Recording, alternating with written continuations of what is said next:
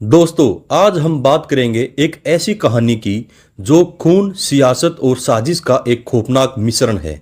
ये कहानी है राजू पाल की, एक नौजवान नेता जो 29 साल की उम्र में अपनी जान की कीमत चुकाकर उत्तर प्रदेश की सियासत में तहलका मचा गया। ये कहानी है एक ऐसे शहर की जहां सत्ता और अपराध का नाता इतना गहरा था कि दिन दहाड़े एक विधायक को गोलियों से भून दिया गया और फिर भी सच को दबाने की कोशिश हुई। लेकिन ये कहानी सिर्फ हत्या की नहीं है, ये कहानी है एक जवान विधायक की हिम्मत की, एक पत्नी की 19 साल की जंग और एक ऐसे माफिया की जिसके नाम से पूरा शहर कांपता था। 25 जनवरी 2005 दोपहर के 3 बजे प्रयागराज की सड़कों पर गोलियों की तड़तड़ाहट गूंज रही थी। एक क्वालिस गाड़ी में बैठा 29 साल का नौजवान जो कुछ महीने पहले ही विधायक बना था, अपनी आखिरी सांसें ले रहा था। उसकी गाड़ी को घेर कर 25 शूटरों ने गोलियां बरसाई। 19 गोलियां एक के बाद एक उसके शरीर को छलनी कर रही थी। लेकिन ये कोई साधारण हत्या नहीं थी, ये एक साजिश थी जिसके तार जुड़े थे उत्तर प्रदेश की सत्ता के गलियारों से लेकर माफिया के अड्डों तक। जो भी हमारे दोस्त चैनल पर नए हैं, प्लीज चैनल को सब्सक्राइब जरूर कर लें और वीडियो को लाइक करें। तो दोस्तों, इस वीडियो में हम खोलेंगे राजू पाल हत्याकांड के हर राज को। कैसे एक साधारण सा लड़का माफिया से टकराया, कैसे उसने सत्ता को चुनौती दी और कैसे उसकी जिंदगी को खत्म करने की साजिश रची गई। लेकिन सबसे बड़ा सवाल, क्या राजू पाल को इंसाफ मिला और क्या उनकी पत्नी पूजा पाल की 19 साल की लड़ाई रंग लाई? चलिए शुरू करते हैं इस कहानी को। राजू पाल कोई सियासी घराने से नहीं था। 1976 में प्रयागराज के एक छोटे से गांव में जन्मे राजू का बचपन गरीबी में बीता। उनके पिता एक साधारण किसान थे और राजू की जिंदगी में कोई रोब रुतबा नहीं था। लेकिन राजू में जुनून, हिम्मत और कुछ कर गुजरने की चाहत थी। कहते हैं राजू पाल की जिंदगी का टर्निंग पॉइंट तब आया जब उनकी मुलाकात हुई अतीक अहमद से। जी हां, वही अतीक अहमद जिसका नाम सुनकर 90 के दशक में प्रयागराज की गलियां थर्रा उठती थी। अतीक एक माफिया था जो सियासत की आड़ में अपराध का साम्राज्य चलाता था। राजू पाल जो उस समय एक नौजवान थे, अतीक के लिए काम करने लगे। लेकिन दोस्तों, यहीं से कहानी में एक ट्विस्ट आता है। राजू ने अतीक के साथ काम तो किया, लेकिन जल्द ही उन्हें समझ आ गया कि यह रास्ता उनका सही नहीं है। अतीक का आतंक, उसका गुंडाराज और उसकी सियासत, ये सब राजू को गलत लगने लगा। और फिर एक दिन राजू ने फैसला किया वो अतीक से अलग होंगे। लेकिन दोस्तों, अतीक जैसे माफिया से अलग होना आसान नहीं था। 2002 में राजू पाल ने बहुजन समाज पार्टी बसपा ज्वाइन कर ली। बसपा की विचारधारा जो दलितों और पिछड़ों के उत्थान की बात करती थी, राजू को अपनी लगी। और फिर आया वो पल जिसने राजू को रातों रात स्टार बना दिया। 2004 में इलाहाबाद पश्चिमी विधानसभा के उपचुनाव में राजू पाल ने अतीक अहमद के भाई मोहम्मद अशरफ को हराकर विधायक बन गया। ये जीत कोई साधारण जीत नहीं थी, ये एक साधारण लड़के की जीत थी जिसने माफिया के भाई को धूल चटा दी। लेकिन दोस्तों, ये जीत राजू की जिंदगी का सबसे बड़ा खतरा बन गई। दोस्तों, अतीक अहमद कोई साधारण इंसान नहीं था, वो एक ऐसा माफिया था जिसके पास न सिर्फ पैसा और ताकत थी बल्कि सियासत में उसका बड़ा दबदबा था।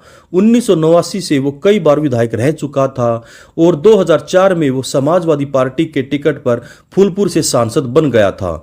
लेकिन राजू पाल की जीत ने अतीक अहमद के अहंकार को चोट पहुंचाई। कहते हैं अतीक ने राजू को कई बार धमकियां दी, तूने गलत आदमी से पंगा लिया है। ये सब अतीक के गुर्गों ने राजू तक पहुंचाई। लेकिन राजू डरने वालों में से नहीं थे। वो खुलेआम अतीक के खिलाफ बोलते थे, उसके गुंडाराज को चुनौती देते थे और यहीं से शुरू हुई एक ऐसी जंग जो खून से रंगी जाने वाली थी। 2004 में राजू पाल पर 2 बार जानलेवा हमला हुआ। नवंबर में उनके दफ्तर में बम फेंके गए और गोलियां चलाई गई। दिसंबर में उनकी गाड़ी पर फायरिंग हुई। लेकिन राजू ने हार नहीं मानी। वो कहते हैं, मैं अपने लोगों के लिए लड़ूंगा चाहे मेरी जान चली जाए। लेकिन दोस्तों, क्या राजू को अंदाजा था उनकी ये हिम्मत उनकी जिंदगी की कीमत बन जाएगी?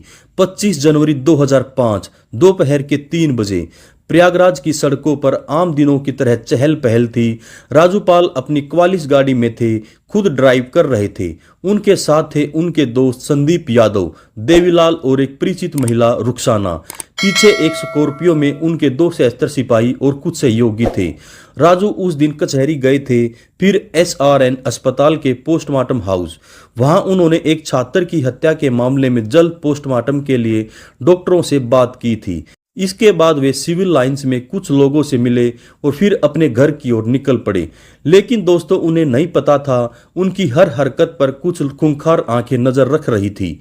नीवा क्रॉसिंग पर राजू ने एक परिचित दंपत्ति को स्कूटर के साथ खड़ा देखा। स्कूटर में पेट्रोल खत्म हो गया था। राजू ने उस दंपत्ति की मदद की, उनकी पत्नी रुखसाना को अपनी गाड़ी में बिठा लिया। लेकिन जैसे ही उनकी गाड़ी सुलेमसराय पहुंची, अचानक 2 गाड़ियां, एक टाटा सुमो और एक मारुति कार उनके सामने आ गई। और फिर शुरू हुआ वो मंजर जिसे देखकर पूरा प्रयागराज सुन रह गया। 25 शूटर जो पेशेवर हत्यारे थे, राजू की गाड़ियों पर गोलियां बरसानी शुरू कर दी। AK-47, पिस्तौल और कार्बाइन, हर तरह के हथियारों से गोलियां चल रही थी। राजू ने बचने की कोशिश की, अपनी गाड़ी की खिड़की खोली, लेकिन शूटरों ने उनका पीछा नहीं छोड़ा। करीब 5 किलोमीटर तक ये खौफनाक खेल चला। सुलेमसराय से मेडिकल चौराहे तक शूटरों ने गोलियां बरसाई। राजू की गाड़ी में बैठे संदीप और देवीलाल भी गोलियों का शिकार हो गए। आखिरकार मेडिकल चौराहे पर राजू की सांसें थम गई। उनके शरीर में 19 गोलियां थी। दोस्तों, ये कोई हत्या नहीं थी, ये एक सुनियोजित नरसंहार था। राजूपाल की हत्या ने प्रयागराज को आग के हवाले कर दिया। गुस्साए समर्थकों ने सड़कों पर उतरकर पुलिस चौकियों को जला दिया। दर्जनों गाड़ियों में आग लगा दी गई। अतीक अहमद और उनके भाई के घरों पर पथराव हुआ। ट्रेनें रोकी गई, बसें जलाई गई।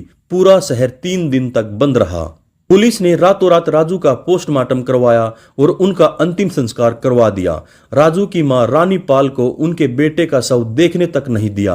और दोस्तों, यहीं से शुरू होती है इस कहानी का सबसे दर्दनाक हिस्सा, पूजा पाल की जंग।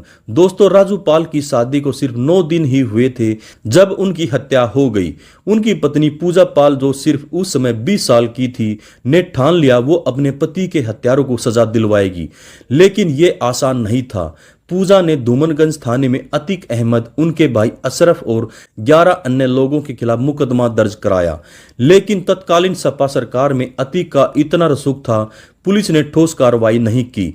पूजा ने हार नहीं मानी, वो सुप्रीम कोर्ट तक गई और आखिरकार 2016 में CBI को जांच सौंपी गई।